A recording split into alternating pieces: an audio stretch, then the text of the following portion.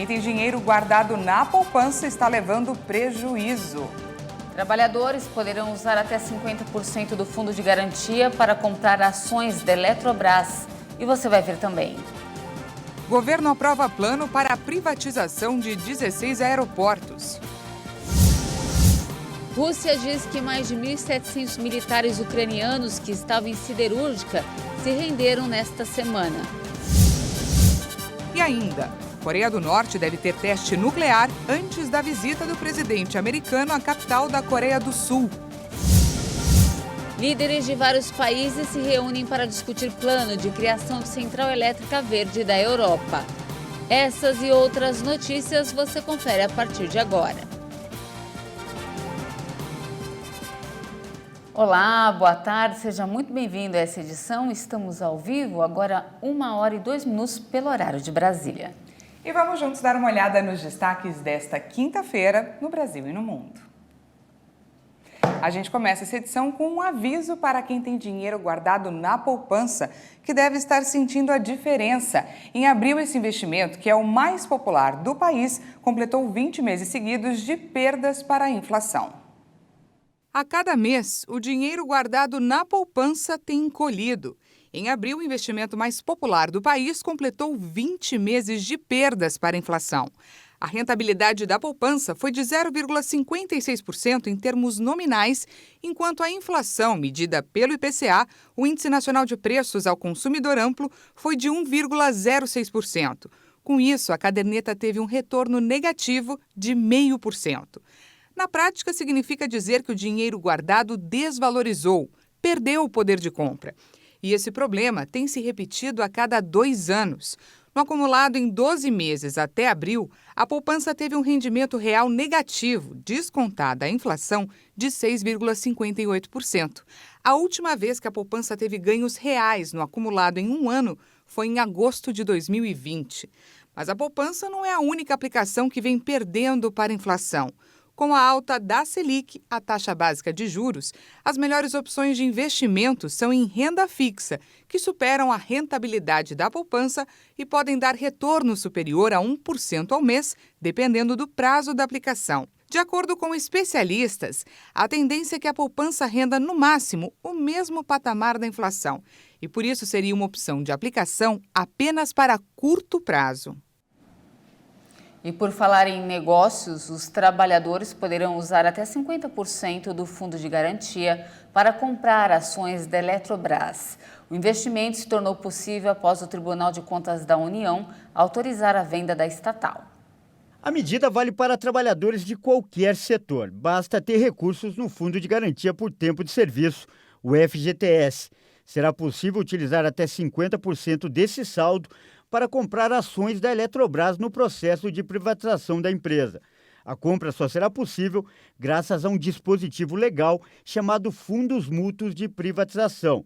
A norma foi criada nos anos 2000 e já foi utilizada pelo governo na venda de outras estatais.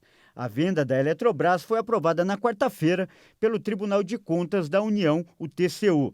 Além da estatal de energia, a equipe econômica também prevê privatizar os Correios neste ano.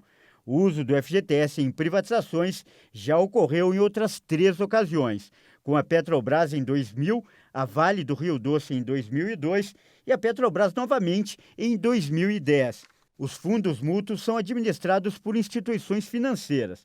No processo da Eletrobras, foi estabelecido um teto de 6 bilhões de reais para o uso dos recursos do FGTS na compra de ações. Se as ofertas superarem esse teto, será feito um rateio.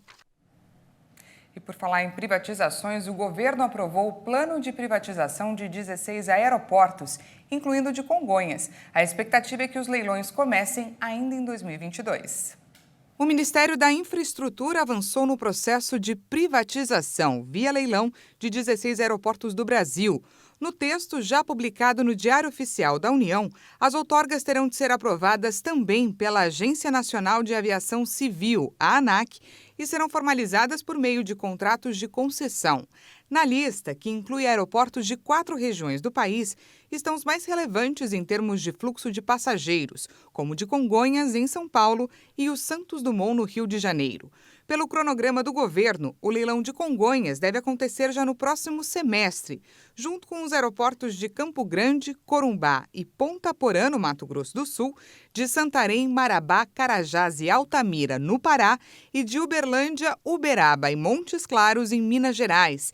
E o investimento previsto para esse primeiro bloco de aeroportos é de 5 bilhões e 889 milhões de reais, com outorga inicial de 255 milhões. Enquanto isso, a exploração dos terminais continua sendo feita pela Infraero, conforme determina a publicação assinada pelo ministro da Infraestrutura. Uma falha no radar operado pela Aeronáutica na manhã desta quinta-feira afetou voos em Congonhas, Guarulhos e Viracopos, em São Paulo.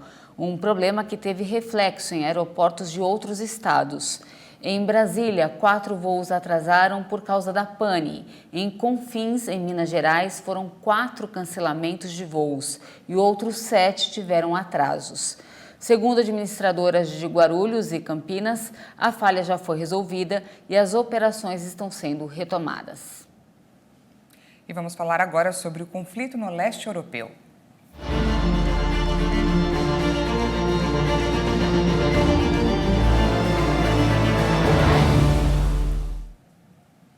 A Rússia anunciou hoje que mais de 1.700 militares ucranianos que estavam na siderúrgica de Azovstal, em Mariupol, se renderam nesta semana em uma batalha que marcou a guerra.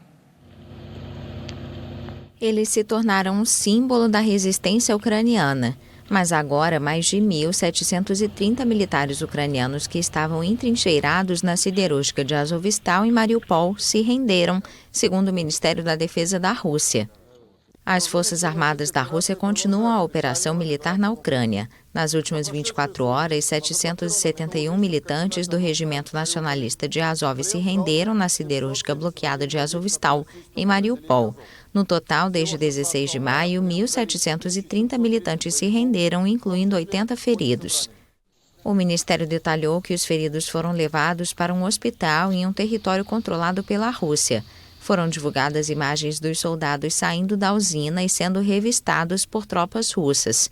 De acordo com o Comitê Internacional da Cruz Vermelha, centenas de prisioneiros de guerra ucranianos estariam na usina de Mariupol, uma cidade portuária destruída pelos bombardeios. E o primeiro soldado russo a ser julgado por crimes de guerra chegou a pedir perdão.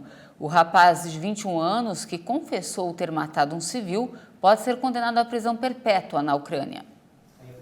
Eu me declaro culpado. Sei que você não vai conseguir me perdoar, mas mesmo assim peço seu perdão por tudo que fiz. Essas foram as palavras do soldado russo Vadim Shishimarin, a viúva de um civil ucraniano de 62 anos que ele admitiu ter matado. O jovem de 21 anos de idade é o primeiro soldado russo julgado na Ucrânia desde o início da invasão russa.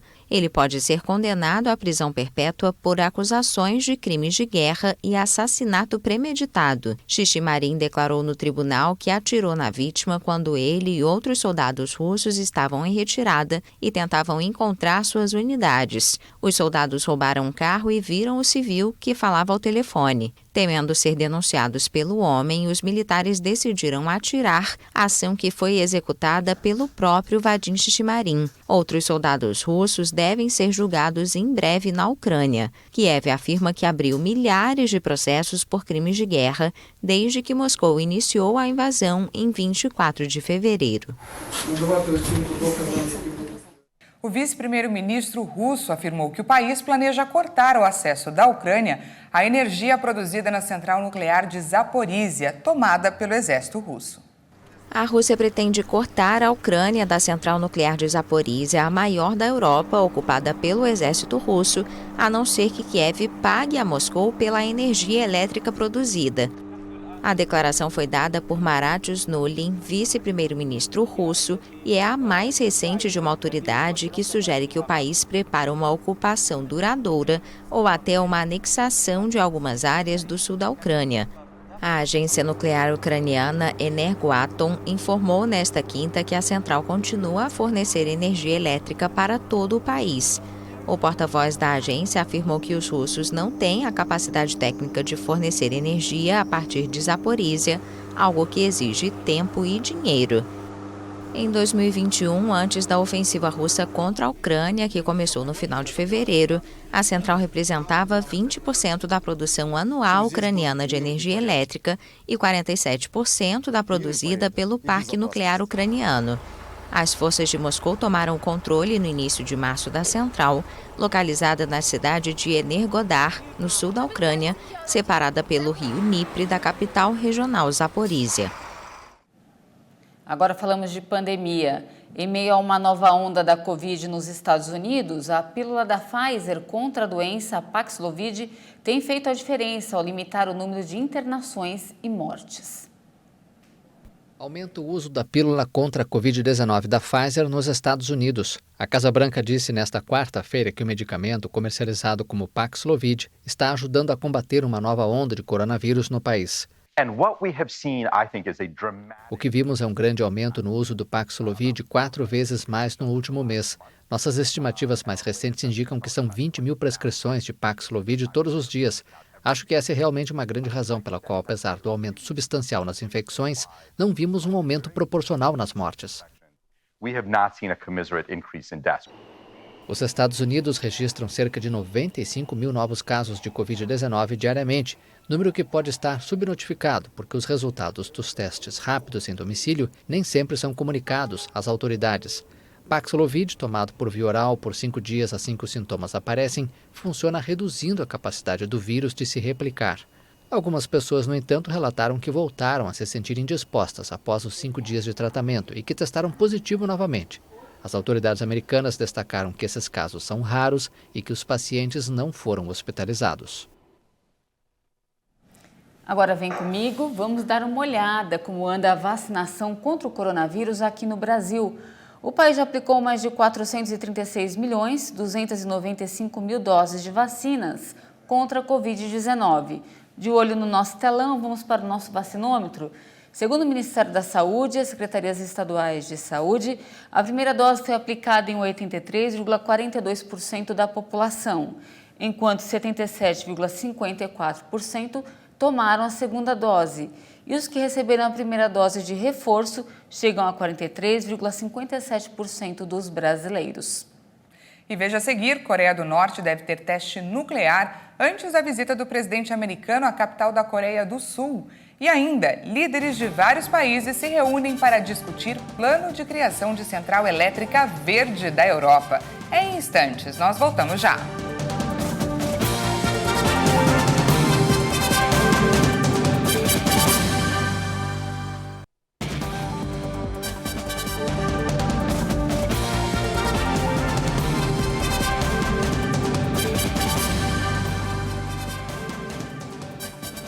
Já estamos de volta ao vivo, agora é 1h16 pelo horário de Brasília. Vamos falar do tempo? A quinta-feira começou gelada aqui no Brasil, principalmente nas regiões sul e sudeste.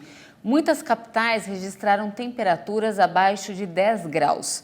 A cidade do Rio de Janeiro voltou a bater o recorde de frio do ano. Às 4 horas da manhã, a Vila Militar marcou 11,5 graus, 0,3 graus abaixo da mínima de ontem.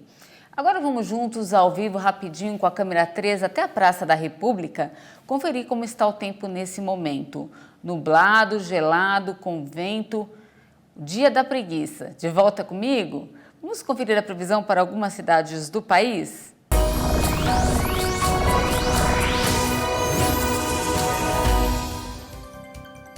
De olho aqui no nosso telão, começando por São Paulo, que já registrou nesta manhã apenas 7 graus de mínima. Hoje a máxima na capital paulista não vai passar dos 16. E atenção, há a possibilidade de chuvas isoladas. Em Campo Grande, a mínima é de apenas 5 graus. Essa foi a menor temperatura registrada na cidade este ano. E a máxima hoje por lá será de apenas 17 graus. Para encerrar, em Florianópolis, as temperaturas devem ficar um pouquinho mais altas hoje, com mínima de 12 e máxima de 20 graus. Esta quinta-feira foi o dia mais frio da história do Distrito Federal. Os termômetros registraram 1,4 graus nesta manhã na estação meteorológica do Gama, diante do avanço de uma intensa massa polar que atinge o sul, sudoeste e centro-oeste do Brasil. Antes desta quinta-feira, o recorde era de julho de 1975, quando o plano piloto registrou 1,6 graus. A série histórica na capital teve início em 1961.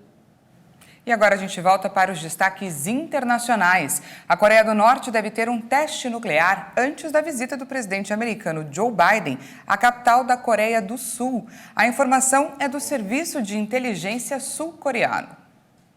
A Coreia do Norte completou os preparativos para um teste nuclear. A afirmação foi feita nesta quinta-feira por um deputado sul-coreano, com base em um relatório do Serviço Nacional de Inteligência, na véspera de uma visita do presidente americano Joe Biden a Seul. Sinais de um lançamento foram detectados e a preparação para um teste nuclear, como todos sabem, também está quase completa. Não é algo inesperado. Apesar do surto de Covid-19 que afeta o país, Estados Unidos e Coreia do Sul consideram que o regime comunista de Kim Jong-un prossegue com o programa de desenvolvimento atômico e militar. Depois de um número recorde de testes armamentistas desde o início do ano, incluindo um míssil balístico intercontinental, analistas dizem que Kim pode tentar distrair a atenção da opinião pública da crise de saúde com um teste nuclear. Os serviços de inteligência americanos consideram que há uma possibilidade real de que Kim decida organizar uma provocação durante a primeira viagem à Ásia do presidente Joe Biden. O democrata deve desembarcar na sexta-feira à tarde em Seul. Na Indonésia, as exportações de óleo de palma, que estavam interrompidas desde 28 de abril, serão retomadas. O presidente anunciou a medida em um comunicado pela internet. Em uma breve mensagem divulgada na internet, o Widodo afirmou que a medida foi tomada levando em consideração a oferta do óleo de cozinha e a necessidade de empregar 17 milhões de pessoas no setor. O país do Sudeste Asiático iniciou um embargo sobre as exportações do produto no final de abril, motivado pela escassez no mercado local e o aumento dos preços do óleo de palma para cozinhar. A Indonésia é responsável por 60% da produção mundial de óleo de palma. Um terço é consumido no mercado interno, de mais de 270 milhões de habitantes. Índia, China, União Europeia e Paquistão são os principais compradores do óleo, que também é componente essencial para a produção de uma ampla gama de produtos, de cosméticos a alimentos. Os óleos alimentares já tinham atingido preços recordes em março devido à escassez da oferta global provocada pela invasão da Ucrânia pela Rússia, dois grandes produtores de óleo de girassol. Líderes da Alemanha, Dinamarca, dos Países Baixos e da Bélgica se reuniram para discutir um plano para a criação do que eles chamaram de uma central elétrica verde da Europa. Os 4 países anunciaram a intenção de instalar cerca de 150 gigawatts de turbinas eólicas no Mar do Norte até 2050. A meta, segundo a primeira-ministra dinamarquesa Mette Frederiksen, é multiplicar em 4 a potência instalada até 2030 e em 10 até 2050. O projeto vem no momento em que as importações de gás russo se tornaram uma dor de cabeça para nações europeias desde o início da invasão russa à Ucrânia. All of us share a vision of making the North Sea a green power plant. Todos nós compartilhamos a visão de tornar o Mar do Norte uma usina verde e desenvolver um sistema de energia verde forte e integrado que vai acelerar a transição sustentável necessária. Temos que eliminar gradualmente o gás de Putin, queremos criar milhares de empregos e gostaríamos de fornecer um futuro mais verde, limpo e seguro para todos nós.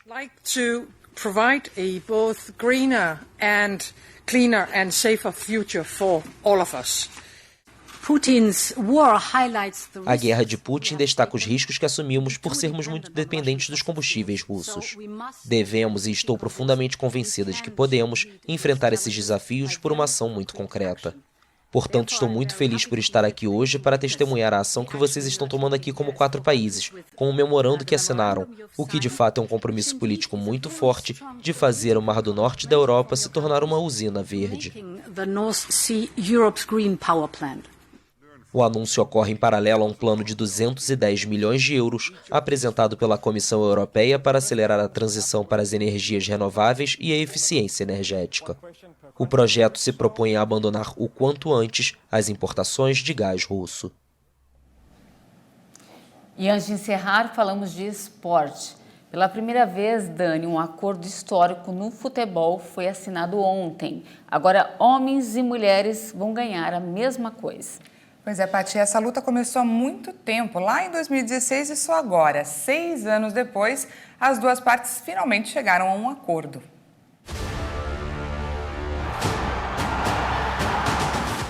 A US Soccer, entidade máxima do futebol norte-americano, se tornou a primeira federação do mundo a igualar os salários dos atletas masculinos e femininos. Além disso, o acordo coletivo firmou o pagamento igualitário das premiações em dinheiro da Copa do Mundo da FIFA, concedido a equipes pela participação em suas respectivas categorias. Sob o novo acordo, as seleções masculinas e femininas terão bônus baseados em desempenho idênticos para todos os jogos e competições. A entidade garantiu ainda que os seus jogadores estarão entre os mais bem pagos do mundo, o que inclui, finalmente, as mulheres. Os acordos serão executados até 2028, cobrindo as próximas 2 Copas do Mundo e ciclos olímpicos. Mas a exigência das mulheres não é algo recente. Em 2016, as atletas norte-americanas entraram com uma representação na Justiça Federal, alegando discriminação salarial. As argumentações eram relevantes na época e continuarão sendo, já que, diferentemente da seleção masculina, a equipe americana de futebol feminino é uma das maiores referências mundiais, que carrega em sua história 4 títulos de Copas do Mundo, sendo campeã dos anos de 1991, 99, 2015 e a última em 2019. Os títulos vencidos e a relevância mundial torna a categoria feminina muito mais rentável para a Confederação de Futebol do país. A presidente de futebol dos Estados Unidos, Cindy Perlow, comentou sobre a importância desse movimento para o futebol. Este é um momento verdadeiramente histórico. Esses acordos mudaram o jogo para sempre aqui nos Estados Unidos e têm o potencial de mudar o jogo em todo o mundo. Mas a luta não pode parar por aí. A batalha das atletas norte-americanas pode servir de exemplo para que outras seleções femininas busquem a igualdade salarial em suas respectivas organizações, já que vivem do futebol, assim como os homens. Por enquanto é isso. Muito obrigada pela sua companhia. Uma ótima tarde para você e até amanhã. Não se esqueça que Kleber Werneck chega daqui a pouquinho com mais informações. Uma ótima quinta-feira para você e até amanhã.